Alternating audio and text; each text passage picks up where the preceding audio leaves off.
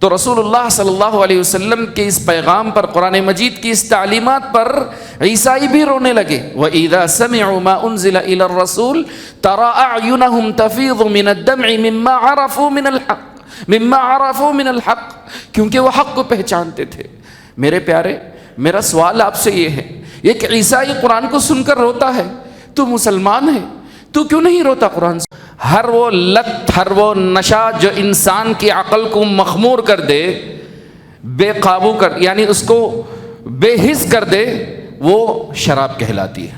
شراب سے صرف مراد وہ نہیں ہے جس کو کھمبا لوگ کہتے ہیں، نہیں، ہر وہ چیز جو انسان کی عقل کو مار دے، بے ہوش کر دے، وہ نشہ ہے۔ اسلام میں اس کی اجازت نہیں ہے۔ تو یہ طریقہ ہے آج کا کہ قسمت آپ کی کھلوانے کے لیے آپ کو بٹن دبانے پڑ رہے ہیں۔ الازلام، کسی بھی قسم کی بدفعلی اسلام میں جائز نہیں ہے۔ قسمت آپ کے ماں کے پیٹ میں اللہ نے لکھ دی ہے، اس کو کوئی بدل نہیں سکتا۔ دعائیں تقدیر بدل سکتی ہیں، لہذا آپ کسی آسٹرالوجر کے پاس، ہاتھ دکھانے والے کے پاس مت جائیے۔ کوئی آپ کی قسمت نہیں بتا سکتا، نہ کوئی آپ کی کنڈلی کھلوا سکتا ہے، نہ کھول سکتا ہے۔ کنڈلی نام کی کوئی چیز ہی نہیں ہے۔ بسم اللہ الرحمن الرحیم، الحمد للہ رب العالمین، والصلاة والسلام علی المبعوث رحمة للعالمین، اللہم صل وسلم وبارک علی رسولک محمد وعلی آلہ وصحبہ اجمعین ومن تبعہم بإحسان الی یوم الدین، اما بعد۔ 7ویں پارے کی ابتدا اللہ رب العزت نے کچھ اہل کتاب میں سے نصارہ عیسائیوں کا ذکر کرتے ہوئے کہا۔ اللہ رب العزت نے فرمایا، بسم اللہ الرحمن الرحیم، وَإِذَا سَمِعُوا مَا أُنزِلَ إِلَى الرَّسُولِ تَرَى أَعْيُنَهُمْ تَفِيضُ مِنَ الدَّمْعِ مِمَّا عَرَفُوا مِنَ الْحَقِّ يَقُولُونَ رَبَّنَا آمَنَّا فَاكْتُبْنَا مَعَ الشَّاهِدِينَ۔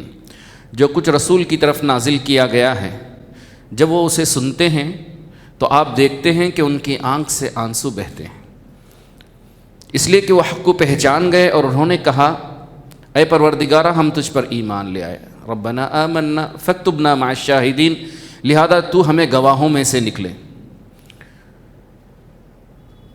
آخری 6 پارے کی آیتوں میں اللہ رب العزت نے یہ بتایا، لَتَجِدَنَّ أَشَدَّ النَّاسِ عَدَاوَةً لِلَّذِينَ آمَنُوا الْيَهُودَ وَالَّذِينَ أَشْرَكُوا۔ مسلمانوں سے اگر دشمنی سب سے زیادہ اگر کوئی کرتے ہیں، وہ کون ہیں؟ مشرک ہیں اور یہود ہیں۔ یہود اور مشرک جو بھی شرک کے اندر سارے مبتلا ہیں، کفر والے لے لو، کوئی بھی مذہب، مجوسی لے لو، بودھی لے لو، آگ پرست لے لو، کوئی بھی لے لو، یہ سارے یہودیوں کے برابر مسلمانوں کے خلاف دشمنی میں سخت ہیں۔ ان کے مقابلے میں، کمپیئر ٹو دیم، ان سے کمپیئر کرتے ہوئے نصارہ کو اللہ نے بتایا کہ یہ دشمنی میں ذرا نرمی اختیار کرتے ہیں۔ لَتَجِدَنَّ أَشَدَّ النَّاسِ عَدَاوَةً لِلَّذِينَ آمَنُوا الْيَهُودَ وَالَّذِينَ أَشْرَكُوا وَلَتَجِدَنَّ أَقْرَبَهُمْ مَوَدَّةً لِلَّذِينَ آمَنُوا الَّذِينَ قَالُوا إِنَّا نَصَارَىٰ۔ نصارہ کی دشمنی تھوڑی سی ہلکی ہے۔ اب اس آیت میں اللہ نے اہل کتاب میں سے نصارہ کی تعریف بیان کی ہے۔ انسان سے دشمنی صحیح، لیکن حق گو ہونا چاہیے۔ اللہ نے حق گوئی کا ثبوت دیا، ان کی جو تعریفیں ہیں وہ اللہ نے ذکر کی۔ اس آیت کے شان نزول کے بارے میں، وَإِذَا سَمِعُوا مَا أُنزِلَ إِلَى الرَّسُولِ، اس آیت کی شان نزول کے بارے میں مفسرین نے لکھا ہے کہ جب رسول اللہ صلی اللہ علیہ وسلم مکہ میں تھے، وہاں سے مسلمان 2 مرتبہ حبشہ کی طرف ہجرت کر کے گئے۔ کہاں ہجرت کر کے گئے؟ حبشہ کی طرف۔ حبشہ یہ کہاں ہے جانتے ہیں آپ؟ ایتھوپیا، بالکل صحیح فرمایا آپ نے۔ ایتھوپیا کا جو علاقہ ہے، اگر آپ اس میں دیکھیں آپ نقشے میں، گلوب میں، تو آپ کو ایتھوپیا نظر آئے گا۔ تقریباً یہ علاقہ اور اس کے اطراف یمن کے قریب کا علاقہ، یہ حبشہ کا علاقہ کہلاتا تھا۔ یہاں ہجرت کر کے گئے۔ وہاں حکومت کس کی تھی؟ عیسائیوں کی تھی۔ وہاں کا جو بادشاہ اسمہا تھا، اس نے مسلمانوں کو پناہ دی۔ رسول اللہ صلی اللہ علیہ وسلم نے خط لکھ کر اس کو اسلام کی دعوت دی۔ اسمہا بادشاہ کو اسلام کی دعوت دی، اور رسول صلی اللہ علیہ وسلم نے یہ خط عمرو ابن امیہ الضمری کے ہاتھوں بھیجا رضی اللہ عنہ وارضہ۔ جب یہ وہاں پہنچے اور انہوں نے رسول صلی اللہ علیہ وسلم کا خط دیا اور اسلام کی دعوت دی تو وہ رونے لگے وہ. پھر انہوں نے کیا کیا کہ مسلمانوں کو بلا بھیجا. تو جعفر رضی اللہ تعالیٰ عنہ کے ساتھ جو مہاجرین وہاں پر موجود تھے وہ سارے مسلمان حبشہ کے دربار میں آئے. تو اصبح نجاشی بادشاہ نے ان سے پوچھا کہ بتاؤ تمہارے رسول تمہیں کیا تعلیمات دیتے ہیں, قرآن مجید پڑھ کر مجھے بتاؤ. دیکھیں, داعی اسلام کی دعوت دینے والے کے لیے فراست بھی چاہیے کہ سامنے والے کو دیکھ کر جیسی آیتیں پڑھنی چاہیے, جیسے اسلام کی دعوت دینی چاہیے ویسے ہی دعوت دینی چاہیے. انہوں نے نجاشی بادشاہ کے سامنے سورہ مریم پڑھ کر سنائی. سورہ مریم, کیونکہ یہ عیسائی ہیں اور اسلام مریم علیہ السلام اور عیسیٰ علیہ السلام کے بارے میں کیا کہتا ہے, اسلام کا کیا تھاٹ ہے, کیا فکر ہے اس بارے میں, وہ انہوں نے پڑھ کر بتائی. جیسے ہی انہوں نے سورہ مریم پڑھنا شروع کیا اور عیسیٰ علیہ السلام کے بارے میں پڑھنا شروع کیا, وَاذْكُرْ فِي الْكِتَابِ مَرْيَمْ إِذِ انْتَبَذَتْ مِنْ أَهْلِهَا مَكَانًا شَرْقِيًّا. اللہ اکبر, رونے لگا. نجاشی بادشاہ رونے لگا. اس کے اطراف بیٹھے ہوئے اس کے علماء اور اس کے جو علماء تھے قسیس رہبان وہ بھی رونے لگے. اس کے بعد اسمعی بادشاہ نجاشی بادشاہ نے کہا, اللہ کی قسم, زمین سے ایک تنکا اٹھا کر کہا کہ مریم بتول اور عیسیٰ ابن مریم اس سے زیادہ بڑھ کر نہیں جتنا تمہارا قرآن مجید کہتا ہے. اللہ اکبر, جتنا تمہارا قرآن مجید کہتا ہے اس سے بڑھ کر ذرا برابر بھی نہیں ہے, اور قرآن مجید حق کہتا ہے. تو اس کے بعد اس نے اپنے علماء سے کہا کہ مسلمان ہو جاؤ. سب بھاگ گئے, اٹھ کر بھاگ گئے. اللہ اکبر. الغرض, تو رسول اللہ صلی اللہ علیہ وسلم کے اس پیغام پر, قرآن مجید کی اس تعلیمات پر عیسائی بھی رونے لگے. وَإِذَا سَمِعُوا مَا أُنزِلَ إِلَى الرَّسُولِ تَرَى أَعْيُنَهُمْ تَفِيضُ مِنَ الدَّمْعِ مِمَّا عَرَفُوا مِنَ الْحَقِّ, کیونکہ وہ حق کو پہچانتے تھے. میرے پیارے, میرا سوال آپ سے یہ ہے, ایک عیسائی قرآن کو سن کر روتا ہے, تو مسلمان ہے, تو کیوں نہیں روتا قرآن سن کے؟ تجھے قرآن سمجھ میں کیوں نہیں آتا؟ تجھے قرآن سن کر رونا کیوں نہیں آتا؟ تیرے رونگٹے کیوں نہیں کھڑے ہوتے؟ قرآن کا وعدہ ہے, اذا تلیت علیہم آیاتہ زادتہم ایمانا وجلت قلوبہم, دل کانپ جاتے ہیں, رونگٹے کھڑے ہو جاتے ہیں, ایمان ان کا بڑھ جاتا ہے. لیکن ہم پر یہ تاثیر کیوں نہیں ہوتی قرآن مجید کی؟ سوچنے کا مقام ہے, سوچنے کا مقام ہے. اللہ کی کتاب ایک جنوں پر اثر کرتی ہے, کافروں پر اثر کرتی ہے, پتھروں پر اثر کرتی ہے, لیکن ایک مومن دلوں پر کیوں نہیں اثر کرتی؟ اثر کرنی چاہیے. قرآن مجید پہ غور کیجئے. اس کے بعد اللہ رب العزت نے آیت نمبر 89 میں, اسی پارے کی ابتدا میں اللہ رب العزت نے قسم کھانے کے بابت ضروری ہدایت دی. قسمیں کھانی چاہیے, قسمیں نہیں توڑنی چاہیے. قسمیں اگر کھائیں تو کیسی کھانی چاہیے؟ کیا اپنے ماں باپ کی سر کی قسم کھانی چاہیے, نہیں کھانی چاہیے؟ اللہ رب العزت نے فرمایا, لا يؤاخذكم الله باللغو في ايمانكم ولكن يؤاخذكم بما عقدتم الايمان. اللہ تمہاری محمل قسموں پر پکڑ نہیں کرتا. بیکار کی قسمیں, بیکار کی قسمیں. عربوں کا دستور ہے کہ جب وہ بات کرتے ہیں قسم باللہ, واللہ واللہ واللہ تاللہ کرتے ہیں. یہ قسمیں نہیں ہوتی, یہ ان کی بات کا ایک انداز ہے, ایک لہجہ ہے.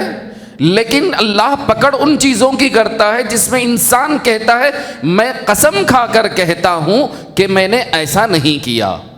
تو یہ قسمیں کھانا اور قسموں پر ایمان یعنی عقد قائم کرنا ہے, اس پر پکڑ ہوتی ہے. اور جب انسان قسم کھائے تو اپنے ماں باپ کی نہ کھائے. اسلام یہ کہتا ہے کہ اگر قسمیں کھاؤ تو صرف اللہ کی قسم کھاؤ. لا تحلفوا بآبائكم ولا أمهاتكم من كان يحلف فليحلف بالله. تم اپنے ماں باپ کی قسمیں نہ کھاؤ. اگر کسی کی قسم کھانی ہے تو صرف اللہ کی قسم کھاؤ, اللہ کی قسم کھاؤ. اگر کوئی انسان اللہ کی قسم کھاتا ہے اور قسم کھانے کے بعد توڑ دیتا ہے تو ایسی صورت میں اس کا کفارہ کیا ہے؟ قسم کھا کر یا نظر مان کر نظر پوری نہ کرنے کا کفارہ کیا ہے؟ سب سے پہلے 10 مسکینوں کو کھانا کھلانا چاہیے جیسا اپنے گھر میں اپنے بچوں کو کھاتے اور کھلاتے ہیں۔ کیا مطلب؟ آپ اپنے گھر میں اگر باسمتی چاول کھاتے ہیں جو 120 یا 145 یا 200 روپے کلو کا چاول ہے، جب غریبوں کو کھلائیں گے تو وہی کھلائیں گے آپ، کیونکہ آپ جو کھا رہے ہیں وہی کھائیں گے۔ ہاں اگر آپ سونا مسوری چاول کھاتے ہیں تو آپ مسکینوں کو بھی وہی چاول کھلائیں گے، ڈپو کے چاول نہیں کھلائیں گے۔ ہاں تو یہ ہے کہ جو درمیانی آپ کھانا کھاتے ہیں وہی آپ مسکینوں کو کھانا کھلائیں۔ پہلا کفارے کی پہلی قسم کیا ہے کہ 10 مسکینوں کو کھانا کھلانا ہے، ٹھیک ہے۔ اگر یہ نہ ہو سکا تو 10 مسکینوں کو کپڑے پہنانا ہے۔ 10 مسکینوں کو کپڑا پہنانے کا مطلب یہ ہے کہ جو آپ پہنتے ہیں اسی طرح کا کپڑا پہنائیں۔ اگر آپ شرٹ 600 سے 900 روپے کی پہنتے ہیں اور مسکین کو بھی وہی پہنائیں گے آپ۔ یہ نہیں کہ آپ 200 روپے کا مال جو لاٹ میں لگتا ہے وہ لا کر پہنائیں گے، نہیں، جائز نہیں ہے۔ من اوسط ما تطعمون اہلیکم او کسوتہم، 2 چیزیں ہو گئی، یا تو 10 مسکینوں کو کھانا کھلائیے یا 10 مسکینوں کو کپڑا پہنائیے۔ یہ نہ ہو تو تیسرا کفارہ یہ ہے، یہ نہ ہو تو تیسری یہ ہے کہ کسی غلام کو آزاد کریں، اور آج یہ پاسبل نہیں ہے۔ بس بعض کنٹریوں میں کہا جاتا ہے اور وہ بھی ریئر ہے، موریٹانیہ، موریشس جس کو بولتے ہیں نا، وہاں پر کہا جاتا ہے کہ ابھی بھی ہیں، لیکن ریئر ہے۔ رہی بات کہ اگر آپ کھانا نہیں کھلا سکتے، کپڑا نہیں پہنا سکتے، غلام آزاد نہیں کر سکتے، یہ تینوں نہیں ہیں، تب اللہ نے اجازت دی ہے کہ 3 دن کے روزے رکھیے، آخری میں ہے، لیکن انسان سب سے پہلے اسی کو ڈھونڈتا ہے۔ ہاں ایسا نہیں ہے، شریعت یہ کہتی ہے کہ یہ تینوں چیزیں پاسبل نہیں ہیں، تب آپ جو ہے 3 دن کے روزے رکھیں۔ اللہ اکبر۔ اس کے بعد اللہ رب العزت نے سورہ مائدہ کے آخری میں آیت نمبر 90 میں فرمایا، بسم اللہ الرحمن الرحیم، یا ایھا الذین آمنوا انما الخمر والمیسر والانصاب والازلام رجس من عمل الشیطان فاجتنبوہ لعلکم تفلحون۔ اے ایمان والو، یہ شراب، انما الخمر والمیسر یہ جوا، والانصاب یہ آستانے، والازلام یہ پانسے، یہ سب گندے اور شیطانی کام ہیں، لہذا تم ان سے بچو۔ 4 چیزیں اللہ نے ذکر کی اس آیت میں، 4 فحش کام ذکر کیے ہیں۔ سب سے پہلے شراب کسے کہتے ہیں؟ ہر وہ نشہ جو انسان کی عقل کو چھپا دے، انسان کی عقل کو مخمور کر دے، چاہے وہ شراب کی شکل میں ہو، چاہے کسی ڈرنک کی شکل میں ہو، چاہے کسی گولی کی شکل میں ہو، چاہے کسی انجیکشن کی شکل میں ہو، چاہے کسی سونگنے کی شکل میں ہو، ہر وہ لت، ہر وہ نشہ جو انسان کی عقل کو مخمور کر دے، بے قابو کر، یعنی اس کو بے حس کر دے، وہ شراب کہلاتی ہے۔ شراب سے صرف مراد وہ نہیں ہے جس کو کھمبا لوگ کہتے ہیں، نہیں، ہر وہ چیز جو انسان کی عقل کو مار دے، بے ہوش کر دے، وہ نشہ ہے۔ اسلام میں اس کی اجازت نہیں ہے، لیکن شریعت یہ کہتی ہے کہ بھائی آپ کی بات کی میں عزت کرتا ہوں، میں فتویٰ نہیں دیتا، لیکن میں آپ کو بتا دوں، کل ما اسکر کثیرہ فقلیلہ حرام۔ شریعت کا قاعدہ یہ ہے، جو چیز بہت زیادہ کھانے سے نشہ کرتی ہے اس کا اتنا کھانا بھی حرام ہے۔ دوبارہ میں کہتا ہوں، جو چیز اتنا کھانے سے نشہ کرتی ہے اس کا اتنا کھانا بھی حرام ہے۔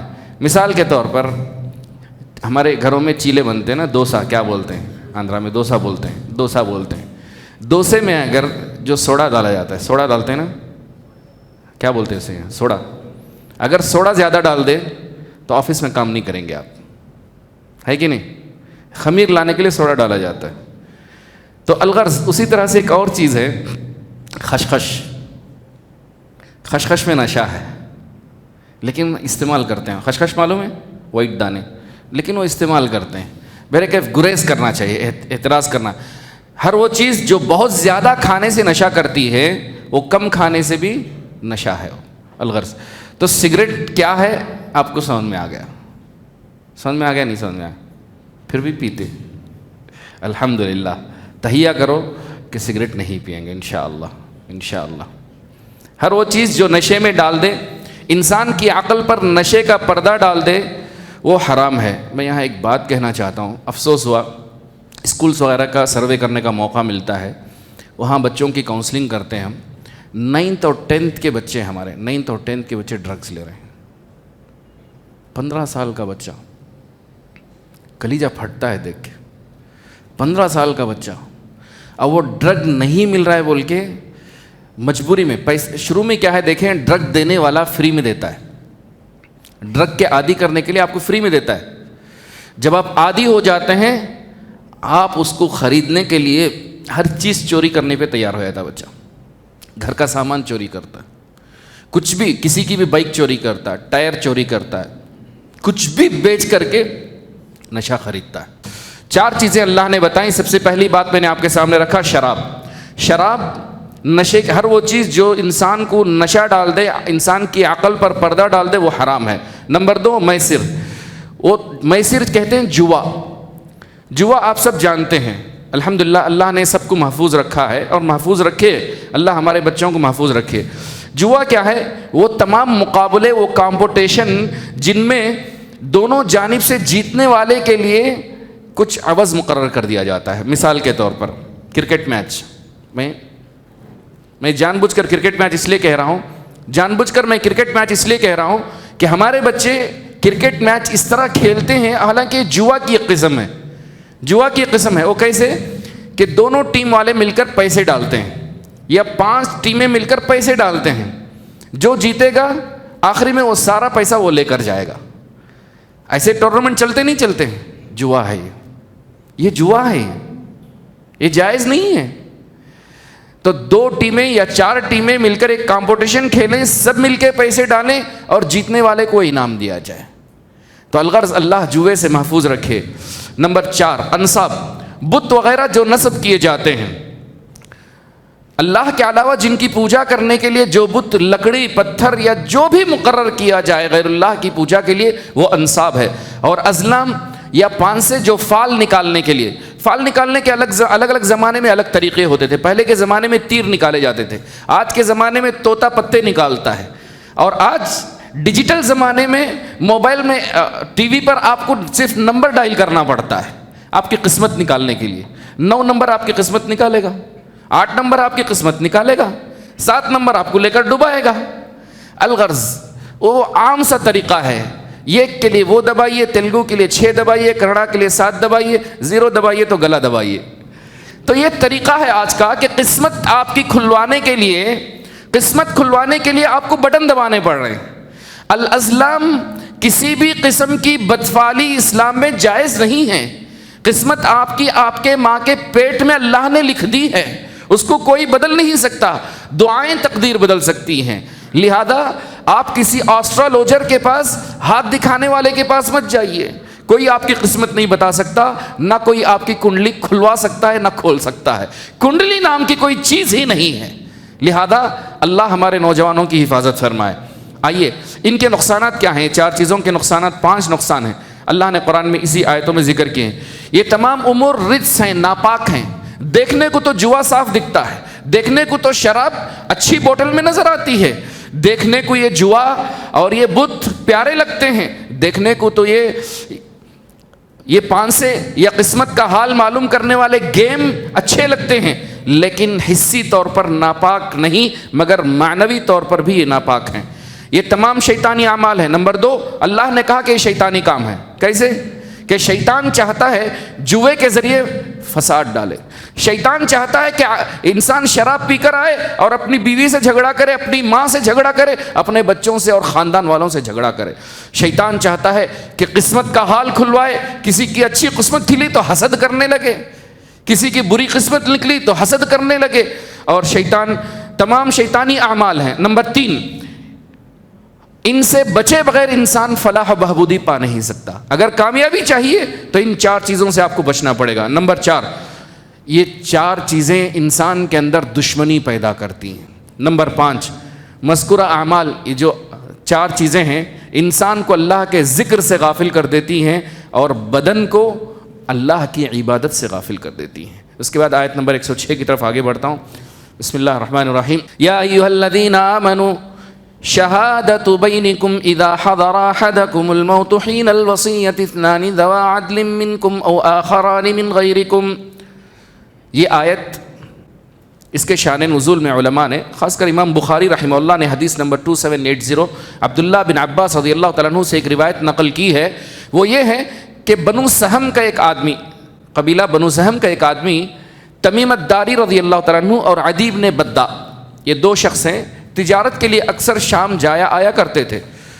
مسلمان ہونے سے پہلے کا واقعہ، تمیم داری رضی اللہ معروف ہیں، عدی بن بدہ، ان دونوں کے ساتھ ایک بنو سہم کا آدمی سفر پر نکلا تجارت کے لیے۔ راستے میں وہ بیمار ہو گیا، بنو سہم کا آدمی بیمار ہو گیا۔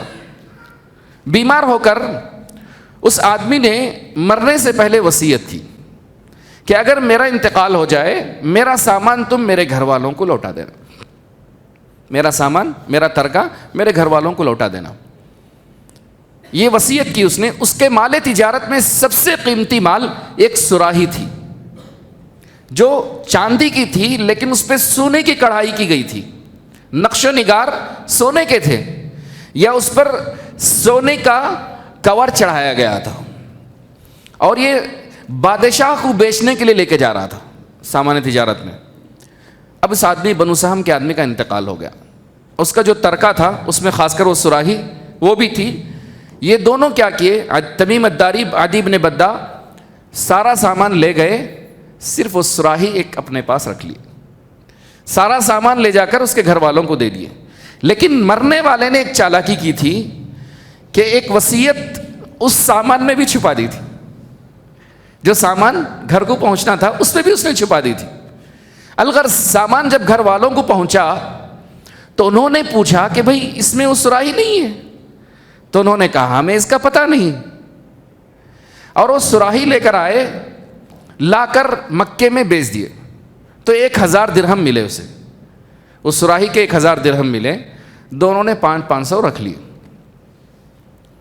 اب اس کے بعد جب انہوں نے وصیت پڑھی تو پتہ چلا کہ سراہی بھی ہے اس میں۔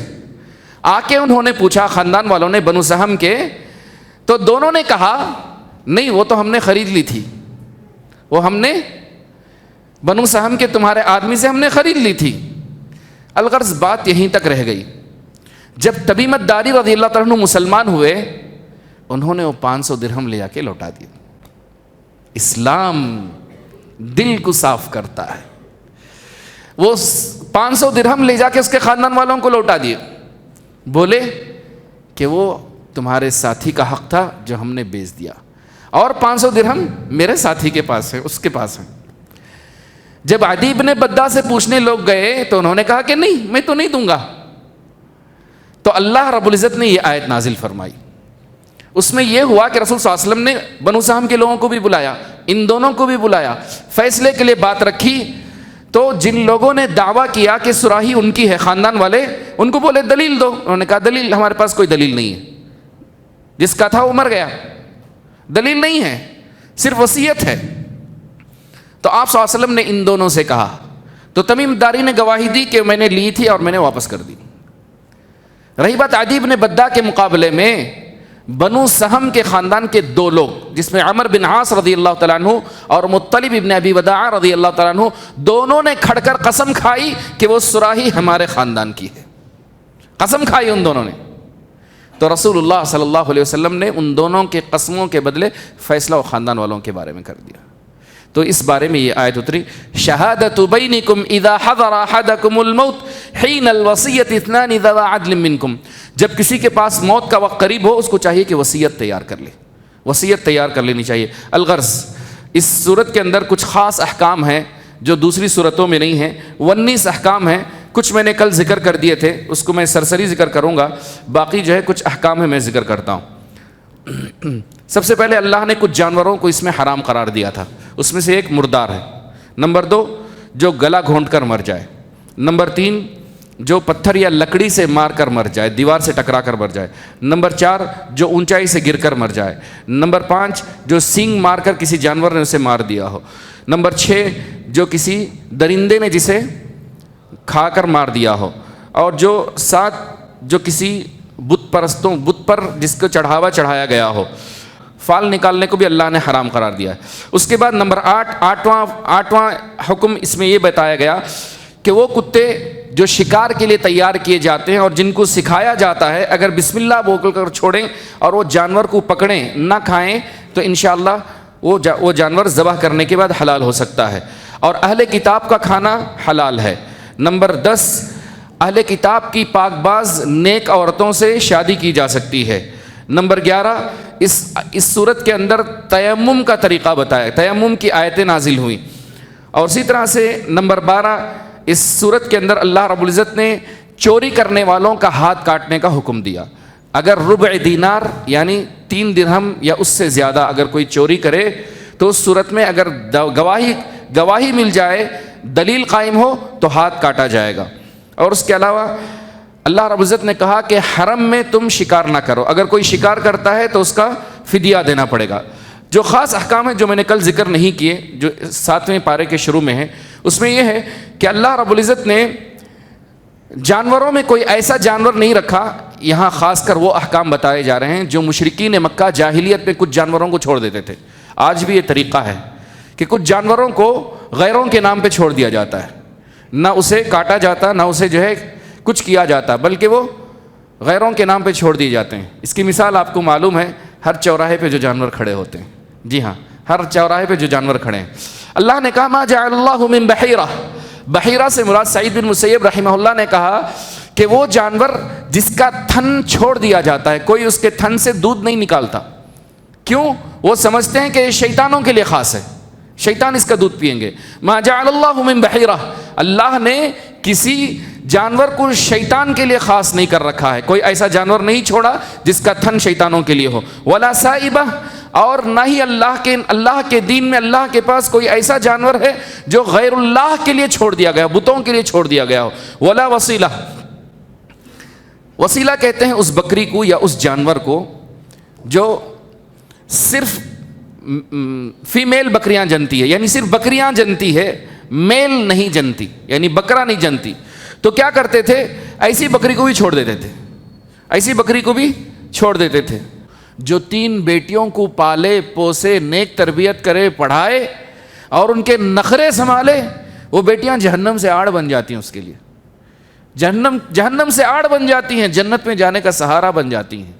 لہذا اگر بیٹیاں ہی پیدا ہوں تو یہ اللہ کی دین ہے، اس پر لڑکی کو دوش نہ دیا جائے، بیوی کو دوش نہ دیا جائے، اس کا کوئی اس میں دخل نہیں ہے، وہ اللہ کی جانب سے جو چاہے دے، بس دعا کرو کہ اللہ جو بھی دے نیک دے، سالم دے، صحیح سلامت دے، پاک باز دے اور اس کا مستقبل اچھا کرے، آپ کے لیے ذخیرہ آخرت بنائے، ایسی دعا کریں آپ۔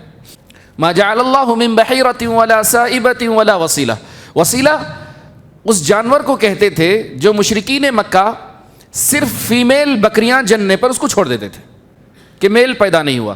ولا حام، حام کے بارے میں امام مالک رحمہ اللہ کہتے ہیں، امام قرطبی رحمہ اللہ نے اپنی تفسیر میں نقل کیا ہے امام مالک کا قول، اگر کوئی اونٹ، میل اونٹ، اس کے اندر بریڈنگ کی صلاحیت ختم ہو جائے، سمجھ رہے نا کیا کہنا چاہ رہا ہوں، میل اونٹ اگر فیمیل پر چڑھنے کی طاقت اس کی ختم ہو جائے تو اس کے اوپر جو ہے مور کا پر جیسا کوئی یہ لگا دیتے تھے نشانی کہ بھئی یہ کھڑک ہو گیا، ابھی کیا بولتے ہیں، مرغا کھڑک ہو گیا تو وہ کھڑک بولتے ہیں، جانور یہ ہو گیا تو اس کو بولتے کہ بھئی اب انہیں بادشاہ ہے، مطلب کسی کام کا نہیں ہے، کہہ کر اس کو چھوڑ دیتے تھے۔ جعلوا علیہ ریش الطاؤس وسیبوہ، تو اللہ نے کہا کہ کسی بھی اونٹ کو اللہ نے ایسا نہیں بنایا، کیونکہ اللہ نے کسی بھی چیز کو بیکار نہیں پیدا کیا، ہر چیز میں اللہ کی مصلحت ہے، ہر چیز میں اللہ کی مصلحت ہے۔ اس کے بعد اللہ رب العزت نے شہادت بینکم والا مسئلہ ذکر کیا جو میں نے آپ کے سامنے ابھی پڑھ کر سنایا، اور آخری جو حکم اس صورت میں ہے جو کسی اور صورتوں میں نہیں ہے، اللہ نے اس صورت میں اذان کا ذکر کیا ہے۔ اب آپ بولیں گے سورۃ الجمعہ میں بھی ہے، لیکن سورۃ الجمعہ میں جمعہ کی اذان کا ذکر ہے، لیکن اس میں عام اذان کا ذکر کیا ہے اللہ رب العزت نے۔ آئیے اس طرح یہ سورۃ المائدہ ختم ہوتی ہے۔ بسم اللہ الرحمن الرحیم وبہ نستعین وصلی اللہ علی نبینا محمد وعلی آلہ وصحبہ اجمعین۔ تفسیر سورۃ الانعام۔ سورۃ الانعام، الانعام کے معنی چوپائے کے ہیں۔ چوپائے جانور، گائے، بکری، ان کو چوپایا کہا جاتا ہے، چار پیروں والا جانور۔ اللہ نے اس صورت میں چوپایوں کے خاص احکام زیادہ ذکر کیے ہیں، اس لیے اس کو سورۃ الانعام کہا گیا۔ سورۃ الانعام مکی صورت ہے، اس کی کل 165 آیتیں ہیں، ساری مکے میں اتری، ساری مکے میں اتری۔ صرف 3 آیتوں کے بارے میں، آیت نمبر 21، آیت نمبر 91، 21، 91 اور 151، اس کے بارے میں آتا ہے کہ مدینے میں نازل ہوئی، اختلاف کے ساتھ۔ اس صورت کے بارے میں 2 فضیلتیں میں آپ کو بتا دوں۔ عبداللہ بن عباس رضی اللہ تعالیٰ عنہ نے بتایا، فرمایا، مستدرک حاکم کی ایک روایت ہے کہ جابر رضی اللہ تعالیٰ عنہ سے، پہلے بات ذکر کر دوں، جابر رضی اللہ تعالیٰ عنہ سے روایت ہے کہ جب سورۃ الانعام اتری تو فرشتوں کا ایک جھنڈ اللہ کی تسبیح بیان کرتے ہوئے اترا۔ فرشتوں کی ایک بہت بڑی جماعت آسمان سے اللہ کی تسبیح بیان کرتے ہوئے اتری، اور رسول صلی اللہ علیہ وسلم نے بھی تسبیح بیان کی۔ عبداللہ بن عباس رضی اللہ تعالیٰ عنہ کی روایت میں آتا ہے کہ سورۃ الانعام اللہ نے ایک ہی ساتھ ایک رات میں اتاری، اور ایک روایت میں ایک الفاظ جابر رضی اللہ عنہ کے یہ ہیں کہ سورۃ الانعام کو لے کر 70,000 فرشتوں نے اترا، 70,000 فرشتے سورۃ الانعام کے ساتھ اترے ہیں۔ اللہ اکبر۔ اس سورت کی 2 فضیلتیں، ایک ساتھ مکمل اتری، اور دوسرا ایک اس کے ساتھ 70,000 فرشتے اللہ کی تسبیح بیان کرتے ہوئے اترے ہیں۔ آئیے اس کے مضامین کیا ہیں، خلاصہ، پوری سورت کا خلاصہ کیا ہے۔ اللہ رب العزت نے سورۃ الانعام میں قریش کو، مکہ والوں کو مخاطب کر کے کہا کہ تم توحید کا اقرار کرو، توحید الوہیت کا اقرار کرو، رسول صلی اللہ علیہ وسلم کی رسالت کا اقرار کرو، آخرت کے دن کا اقرار کرو۔ اگر تم یہ نہ مانو گے تو اللہ رب العزت کا عذاب آئے گا جیسے پچھلی امتوں پر آیا تھا۔ سورۃ الانعام میں ملت ابراہیم کو واضح کیا گیا۔ وجہ کیا ہے کہ مکہ والے کہتے تھے ہم ابراہیم علیہ السلام کے دین پر ہیں، اور ابراہیم علیہ السلام کے دین پر یہ بتوں کی عبادت بھی ہے۔ اللہ نے کہا نہیں، ما کان ابراہیم یہودیا ولا نصرانیا ولکن کان حنیفا مسلما، کہ ابراہیم علیہ السلام بت پرست نہیں تھے، ابراہیم علیہ السلام توحید پرست تھے۔ ملت ابراہیمی کا واضح تصور اللہ نے اس صورت میں دیا۔ نمبر 4، 5، غیب کی کنجیاں صرف اللہ کے پاس ہیں۔ وَعِندَهُ مَفَاتِحُ الْغَيْبِ لَا يَعْلَمُهَا إِلَّا هُوَ، غیب اللہ کے علاوہ کوئی نہیں جانتا۔ غیب کی کنجیاں 5 ہیں جو سورۃ اللقمان میں اللہ نے ذکر کی ہیں۔ کیا ہیں؟ ان اللہ عنده علم الساعہ، کہ قیامت کا علم کس کے پاس ہے؟ اللہ کے پاس ہے۔ دوسرا کیا ہے؟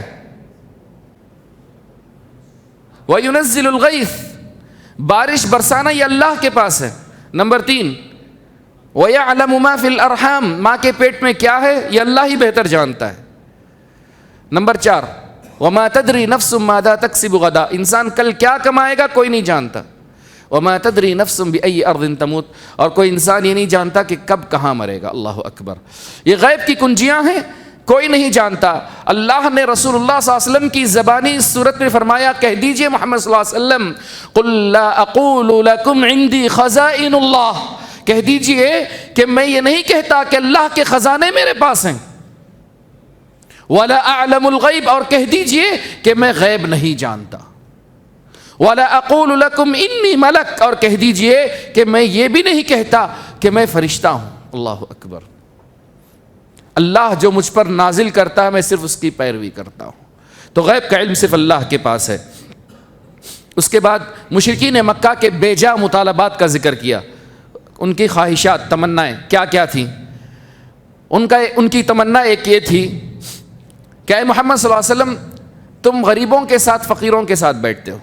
محمد صلی اللہ علیہ وسلم کے پر جو مسلمان ہونے والے شروع میں کون تھے؟ بلال رضی اللہ تعالیٰ عنہ، عمار رضی اللہ تعالیٰ عنہ، سعد رضی اللہ تعالیٰ عنہ، خباب بن ارت رضی اللہ تعالیٰ عنہ، عبداللہ بن مسعود رضی اللہ تعالیٰ عنہ، صہیب رضی اللہ تعالیٰ عنہ، یہ سارے مسلمان ہوئے۔ مشرکین مکہ کہتے تھے اے محمد صلی اللہ علیہ وسلم ان غریبوں کو ہٹا دو، ہم آ کر بیٹھیں گے۔ اگر غریبوں کو ہٹائے تو ہم آئیں گے، آ کے بیٹھ کے آپ سے بات کریں گے، مسلمان ہوں گے۔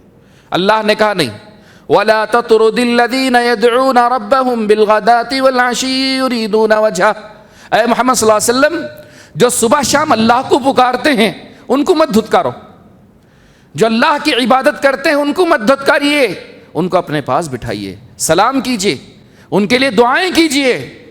جس کو مسلمان ہونا ہے وہ مسلمان ہوگا۔ اللہ کے پاس غریبی مالداری کوئی معنی نہیں رکھتی، اونچ نیچ نہیں ہے۔ جس کو مسلمان ہونا ہے وہ مسلمان ہوگا، اور اللہ کے نزدیک بزرگ کوئی ہے تو وہ متقی ہے، جو اللہ سے ڈرنے والا ہے۔ ان کا دوسرا مطالبہ یہ تھا کہ آپ بھی ان بتوں کی پوجا کریں، اے محمد صلی اللہ علیہ وسلم آپ بھی ان بتوں کی پوجا کریں۔ اللہ نے کہا قل انی نہیت ان اعبد الذین تدعون من دون اللہ، محمد صلی اللہ علیہ وسلم کہہ دیجئے کہ میں بتوں کی پوجا نہیں کر سکتا، میں تمہارے خواہشات کی پیروی نہیں کر سکتا، میں صرف ایک اللہ کی عبادت کروں گا اور ہمیشہ سے توحید پرست رہوں گا۔ اس کے بعد اللہ نے ان کا ایک اور مطالبہ ذکر کیا، خاص کر التفسیر الوسیط میں ذکر کیا گیا۔ ابن ابی حاتم اور ابو المنذر نے، ابن ابی حاتم نے اور ابن المنذر نے اپنی تفسیر میں نقل کیا ہے، زمع ابن اسود، نظر بن حارث، عبدہ ابن یغوث، ابی ابن خلف اور عاص ابن وائل کہنے لگے کہ اللہ نے آپ کے ساتھ فرشتہ کیوں نہیں اتارا؟ اے محمد صلی اللہ علیہ وسلم تمہارے ساتھ فرشتہ بھی اترنا چاہیے، تاکہ پڑھ پڑھ کر بتائے کہ یہ رسول برحق ہے، ان کی بات سنو، یہ رسول برحق ہے، ان کی بات سنو۔ اللہ نے کہا اگر اللہ چاہے تو فرشتہ اتارے گا، لیکن اس کے بعد عذاب بھی آئے گا، نہیں مانو گے تو عذاب آئے گا۔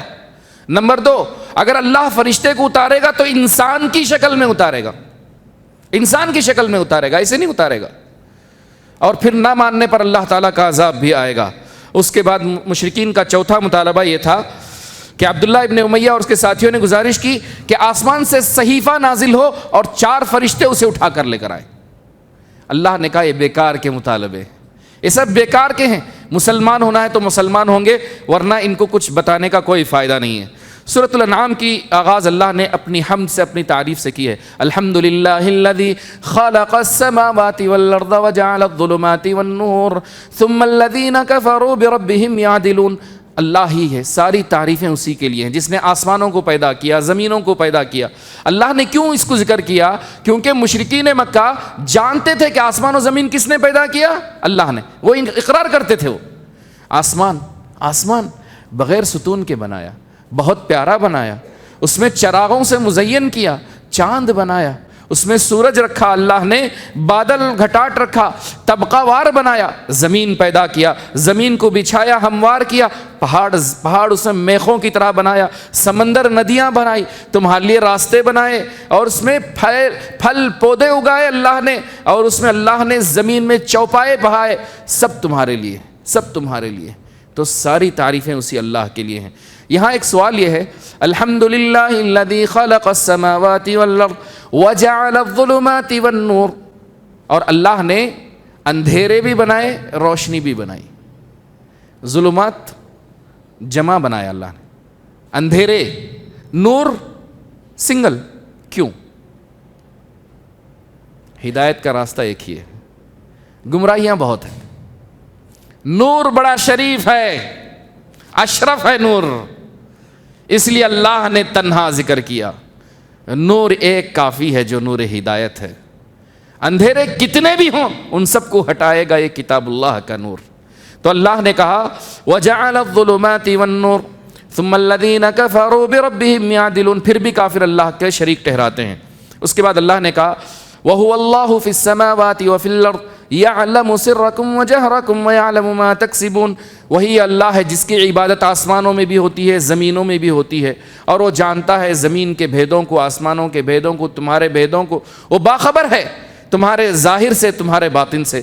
اس آیت کے بارے میں عقیدہ اہل سنت والجماعت یہ ہے کہ اللہ رب العزت آسمان میں عرش پر مستوی ہے، عرش پر مستوی ہے۔ جہمیہ ایک فرقہ ہے جو یہ کہتا ہے کہ اللہ ہر جگہ موجود ہے، صرف جہمیہ ایک فرقہ ہے جو کہتا ہے کہ اللہ ہر جگہ موجود ہے، نعوذ باللہ۔ اللہ رب العزت نے فرمایا وَهُوَ اللَّهُ فِي السَّمَاوَاتِ، اللہ ہی ہے جو آسمانوں میں ہے، وَفِي الْأَرْضِ يَعْلَمُ سِرَّكُمْ وَجَهْرَكُمْ، زمین میں تمہارے بھیدوں کو سب کو جانتا ہے. لیکن وہ لوگ کہتے ہیں کہ نہیں ہے, اللہ ہی ہے, آسمانوں میں بھی ہے, زمینوں میں بھی ہے. وہ اس طرح دعویٰ کرتے ہیں. ہم اہل سنت والجماعت کا کہنا ہے کہ اللہ رب العزت آسمانوں میں عرش پر مستوی ہے. 4-5 دلیلیں میں دیتا ہوں. سب سے پہلے قرآن میں 7 جگہ اللہ نے کہا کہ اللہ بلندی پر فائز ہے, عرش پر.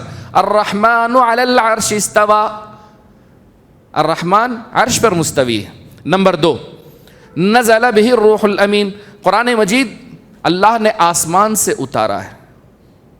اگر اللہ ہر جگہ موجود ہے تو آسمان سے اتارنے والی بات کیوں آتی؟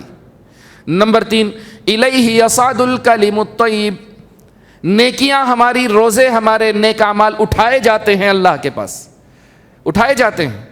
نمبر 4, معراج میں رسول صلی اللہ علیہ وسلم کو اوپر لے جایا گیا, آسمانوں پر لے جایا گیا.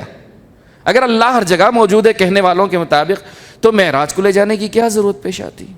نمبر 5, جب آپ اور میں دعا کرتے ہیں, جب آپ میں دعا کرتے ہیں, ہاتھ اپنے اوپر اٹھاتے ہیں, ہاتھ اپنے اوپر کی طرف اٹھاتے ہیں, جو دلیل ہے کہ اللہ رب العزت آسمان پر ہے, عرش پر مستوی ہے. اللہ کی ذات علو پر ہے, قادر ہے. یہ اس بات کی دلیل ہے کہ اللہ اونچائی پر ہے, ہم سب سے اوپر ہے. امام ذہبی رحمہ اللہ نے صرف اس مسئلے پر پوری کتاب لکھ دی العلو کے نام سے, العلو کے نام سے. تعالی اللہ, اللہ کی ذات بڑی بلند ہے, بالا ہے. یہ کہنا غلط ہے کہ اللہ ہر جگہ موجود ہے. اللہ رب العزت مجھے اور آپ کو اس سے بچائے. آخری ایک آیت کہہ کر میں اپنی بات ختم کرنا چاہوں گا. آیت نمبر 68 میں اللہ نے فرمایا وَإِذَا رَأَيْتَ الَّذِينَ يَخُوضُونَ فِي آيَاتِنَا فَأَعْرِضْ عَنْهُمْ حَتَّى يَخُوضُوا فِي حَدِيثٍ غَيْرِهِ. میں ہمیشہ کوشش کرتا ہوں نوجوانوں کو کچھ میسیج دوں, اگرچہ نوجوان زیادہ ناراض ہوتے ہوں گے, لیکن کوئی بات نہیں. جب تم دیکھو میرے پیارے نوجوان, جب تم دیکھو کچھ لوگوں کو جو اللہ کی آیتوں میں بے جا مذاق اڑا رہے ہیں, کفر کر رہے ہیں, اللہ کی کتاب کا یا اللہ کی آیتوں کا یا سنت رسول اللہ صلی اللہ علیہ وسلم کا مذاق اڑا رہے ہیں, فَأَعْرِضْ عَنْهُمْ, ان کی مجلسوں سے اٹھ جاؤ. حَتَّى يَخُوضُوا فِي حَدِيثٍ غَيْرِهِ, جب تک کہ وہ بات بدل نہ دیں. کیوں کہ اگر کوئی ایسا گروپ ہے جس میں اللہ کی کتاب کا مذاق اڑایا جاتا ہے, دین کا مذاق اڑایا جاتا ہے, تو اس گروپ سے لیفٹ آؤٹ ہو جاؤ. اگر اس میں باقی رہے اور تمہیں جواب دینے کی طاقت نہیں ہے تو تم بھی ان میں شمار کیے جاؤ گے. وَقَدْ نَزَّلَ عَلَيْكُمْ فِي الْكِتَابِ, دوسری جگہ اللہ نے کہا وَقَدْ نَزَّلَ عَلَيْكُمْ فِي الْكِتَابِ أَنْ إِذَا سَمِعْتُمْ آيَاتِ اللَّهِ يُكْفَرُ بِهَا وَيُسْتَهْزَأُ بِهَا فَلَا تَقْعُدُوا مَعَهُمْ, جب تم سنو کہ اللہ کی کتاب کا مذاق اڑ رہا ہے, جب اللہ کے رسول کا مذاق اڑایا جا رہا ہے, جب اللہ کی آیتوں کا یا رسول اللہ صلی اللہ علیہ وسلم کی سنتوں کا مذاق اڑایا جا رہا ہے, تم وہاں سے اٹھ جاؤ, اٹھ جاؤ, ان کے ساتھ مت بیٹھو. اگر تم ان کے ساتھ بیٹھے رہے انکم اذا مثلہم, تم بھی ان میں سے شمار ہوگے, تم بھی ان میں سے شمار ہوگے. اگر کوئی داڑھی کا مذاق اڑاتا ہے اس کے ساتھ مت بیٹھو, اگر کوئی حجاب کا مذاق اڑاتا ہے اس کے ساتھ مت بیٹھو, اگر کوئی ٹوپی کا مذاق اڑاتا ہے اس کے ساتھ مت بیٹھو, اگر دین کے کسی ثوابت کا اصول کا مذاق اڑاتا ہے اس کے ساتھ مت بیٹھو. اگر بیٹھو گے تو تم بھی ان میں سے ہو جاؤ گے. جانتے ہیں دین کے مذاق اڑانے والے, دین کا مذاق اڑانے والے کافر ہیں. اللہ نے کہا انکم اذا مثلہم, تم بھی ان میں سے ہو جاؤ گے. اور اللہ قیامت کے دن کافروں کو, منافقوں کو ایک ساتھ جمع کرے گا جہنم میں. اللہ مجھے اور آپ کو جہنم سے بچائے.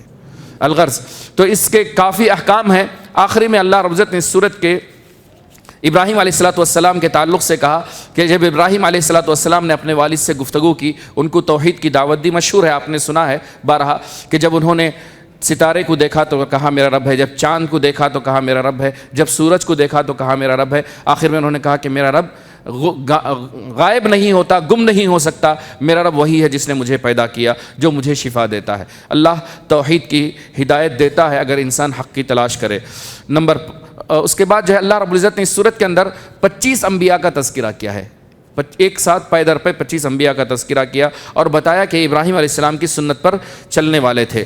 اور اس کے بعد اللہ نے ایک اچھا میسیج اس صورت کے اندر دیا ہے, کافی غور طلب ہے. وہ یہ ہے کہ اللہ نے کہا وَلَقَدْ جِئْتُمُونَا فُرَادَا كَمَا خَلَقْنَاكُمْ أَوَّلَ مَرَّةٍ, جیسے تم ماں کے پیٹ سے تنہا آئے ہو, جیسے تم ماں کے پیٹ سے تنہا آئے ہو, کل اللہ کے پاس بھی تنہا جاؤ گے. جنازہ تمہارا اکیلے کا نکلے گا، ایک جنازے میں 2 کو رکھا نہیں جائے گا۔ اگر ماں کو 2 جڑواں پیدا ہوتے ہیں تب بھی تنہا تنہا ہی دنیا میں آتے ہیں۔ وَلَقَدْ جِئْتُمُونَا فُرَادَا كَمَا خَلَقْنَاكُمْ أَوَّلَ مَرَّةٍ، اللہ نے کہا کہ دنیا میں تم تنہا ہی آئے تھے، ویسے ہی اللہ کے پاس تنہا بھی جاؤ گے۔ بس دنیا میں آتے ہی تمہیں کپڑے پہنائے گئے تھے، یہاں سے جاتے ہوئے تمہیں کپڑے نکال کر پہنائے جائیں گے۔ اللہ اکبر۔ اللہ اس دن ہمارے ساتھ آسانی کا معاملہ فرمائے، ہمیں خاتمہ بالخیر عطا فرمائے، خاتمہ بالشر سے بچائے، شر موت سے بچائے، حادثوں کی موت سے بچائے، بری بیماریوں سے بچائے۔ اس کے بعد اللہ نے اپنی تعریف بیان کی، فالق الحب والنوا، دانے کو پھاڑ کر کے اللہ تعالیٰ پودا نکالتا ہے۔ کبھی دیکھا آپ نے بچے ایگریکلچر کلاتے ہیں اسکول میں، چھوٹے چھوٹے پودے لگا کر کے دانہ میتھی وغیرہ ڈال دیں یا کوئی دانہ ڈالیں تو اللہ تعالیٰ اس میں سے پھاڑ کر کے پودے کو نکالتا ہے۔ یا اللہ، فالق الحب والنوا، فالق الحب والنوا، بیج کو پھاڑ کر کے اللہ اس میں سے پودا نکالتا ہے۔ تو اللہ نے کہا اسی طرح ایک مردے کو زندہ کرے گا اللہ، اسی طرح اللہ مردے کو زندہ کرے گا۔ بدیع السماوات والارض، یہ آسمان و زمین کو انوکھا بنایا اللہ نے، کوئی ایسا نہیں پیدا کر سکتا۔ یہ بھی اللہ نے اپنی تعریف میں کہی۔ آخری میں اللہ رب العزت نے فرمایا وَلَا تَسُبُّوا الَّذِينَ يَدْعُونَ مِن دُونِ اللَّهِ فَيَسُبُّوا اللَّهَ عَدْوًا بِغَيْرِ عِلْمٍ، جو اللہ کے علاوہ دوسروں کی پوجا کرتے ہیں تم ان کو گالی مت دو، بتوں کو تم گالی مت دو، وہ نادانی میں اللہ کو گالی دیں گے، پلٹ کر اللہ کو گالی دیں گے، تو لہذا تم گناہ کا شکار ہوگے۔ جاہل کو پتہ نہیں اللہ کے بارے میں، لہذا غیروں کے بتوں کو گالی نہیں دینی چاہیے، حکمت سے سمجھانا چاہیے۔ جب بھی کسی کے کچھ بھی ہو، اگر اس پہ انگلی اٹھاؤ گے اس کو غصہ آئے گا، پلٹ کر اللہ کو گالی دینے لگے گا۔ تو لہذا اللہ نے کہا جو بت جن کی پوجا کی جاتی ہے ان کو گالی مت دیا کرو۔ اسی طرح سے پیارے بچوں، کسی کے ماں باپ کو گالی نہیں دینا۔ جب کسی کی ماں کو تم گالی دو گے پلٹ کر وہ تمہاری ماں کو گالی دے گا، کسی کے باپ کو تم گالی دو گے وہ پلٹ کر تمہارے باپ کو گالی دے گا۔ تو لہذا گالی دینا ایک اچھے انسان کی عادت نہیں ہوتی، گالی دینا ایک بد کردار فاحش انسان کی عادت ہوتی ہے۔ اللہ ہماری زبانوں کی حفاظت فرمائے، ہمیں توحید پر قائم رکھے، ہمارے بچوں کی حفاظت فرمائے، ہمارے نوجوانوں کی حفاظت فرمائے۔ اللہ رب العزت ہماری عورتوں اور ہماری بچیوں کی حفاظت فرمائے، ہمارے بزرگوں کی صحت کی حفاظت فرمائے۔ اے اللہ تو ہمارا خاتمہ بالخیر فرما۔ اے اللہ جب تو اٹھا تو رسول اللہ صلی اللہ علیہ وسلم کے ساتھ، نبیوں کے ساتھ ہمیں اکٹھا فرما۔ اے اللہ تو ہمیں جہنم کے عذاب سے بچا لے، پل صراط کا موقع آسان فرما دے، بغیر حساب و عذاب کے جنت الفردوس میں اعلیٰ مقام عطا فرماوے۔ آمین یا رب العالمین۔ والسلام علیکم ورحمۃ اللہ وبرکاتہ۔